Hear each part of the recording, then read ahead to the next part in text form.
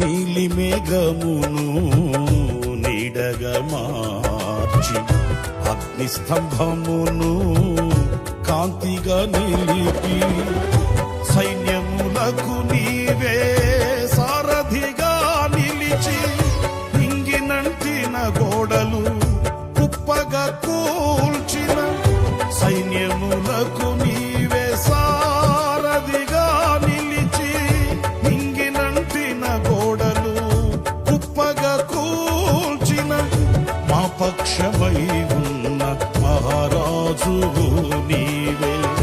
నీకు సాధ్యము కానిది ఏదైనా కలదా? సహాయకుడా, నిత్య స్తోత్రముడా, ప్రభాకరుడా, బహుబలవంతుడా, సత్యవంతుడా, మహాపరిశుద్ధుడా, ఆరాధనకు యోగ్యుడా.